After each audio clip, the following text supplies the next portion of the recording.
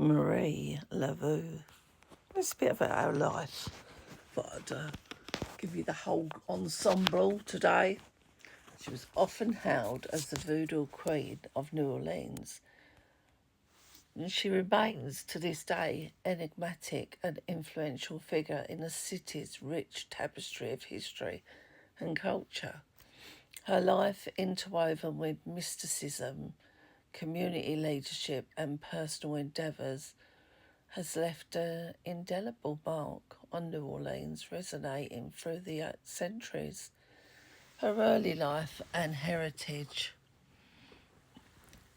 Born around 1794, or it could have been as late as 1801, there was no records back then.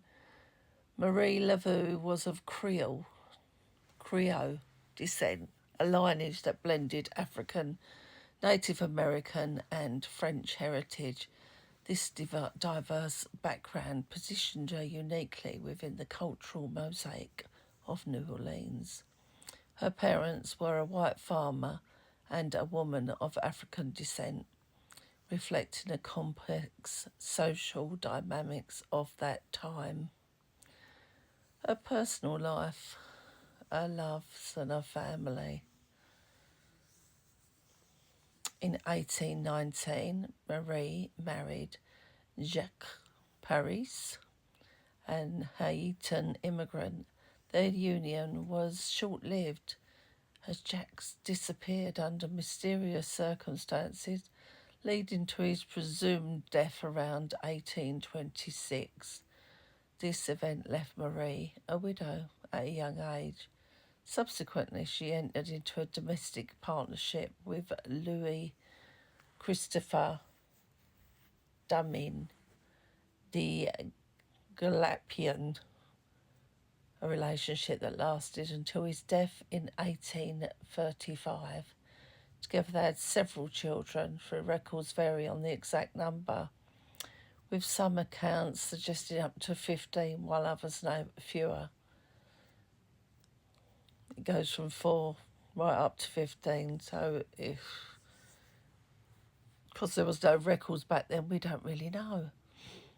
So she was very much the hairdresser to the elite. To support her family, Marie Laveau worked as a hairdresser, catering to New Orleans' wealthy white women.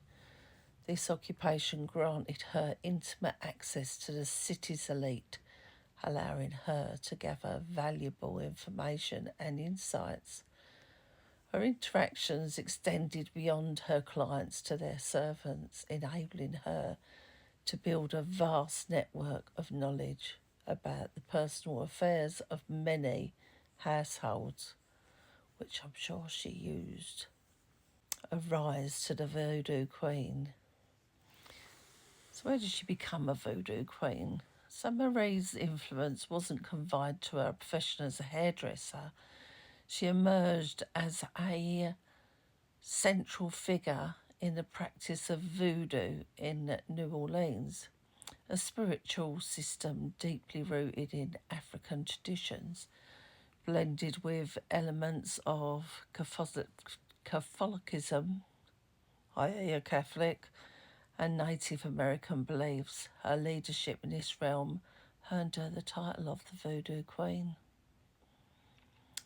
Her approach to voodoo was inclusive, integrating the Catholic symbols like saints and crucifixes, which made the practice more palatable to a broader audience in predominantly Catholic city. She organised public ceremonies that were accessible to the curious and the faithful alike, demystifying voodoo and reducing the stigma associated with it. However, she also maintained the sanctity of traditional rituals, conducting private ceremonies that adhered to the authentic practices of voodoo. She was very much a community leader, and she was also a healer. Beyond her spiritual leadership, Marie was revered as a healer and a humanitarian. She provided medical care and spiritual guidance to those in need, regardless of their social standing. Her knowledge of herbal remedies and her compassionate nature endeared her to so many, further solidifying her status within the community. Encounters with the authorities, there was always going to be that, despite the controversial nature of her practices, Marie managed to avoid legal repercussions. Her extensive network and the respect she commanded likely played roles in shielding her from accusations of witchcraft and from prosecution. Her ability to navigate the complex social and legal landscape of New Orleans during that era is a testament to her intelligence and influence. So in death, in her legacy that she's left behind, Marie Laville passed away on June the 15th in 1881. She was interned in the Gallipian family crypt in St. Louis Cemetery, number 1 in New Orleans. Her tomb has since become a pilgrimage site for those seeking her intercession or wishing to pay their respects.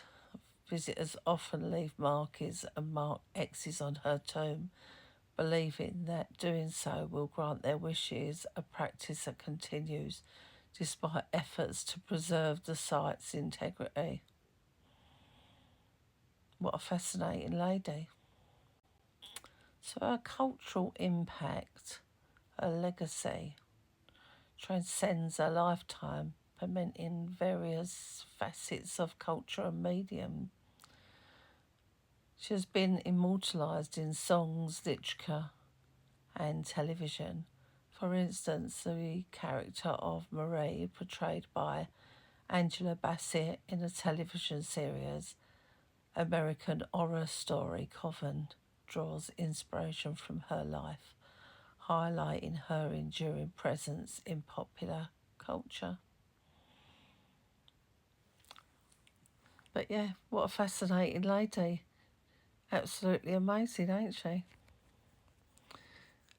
So if you want to read more about it, there is a Wikipedia on her, about her life and her testament to her resilience, her wisdom and profound connection to the spiritual and cultural fabric of New Orleans, her roles as a mother, her hairdresser, spiritual leader and healer, showcase the multifaceted nature of her existence, her endurance. But yeah, what a great lady. If you want to read more about her, have a look on Wikipedia.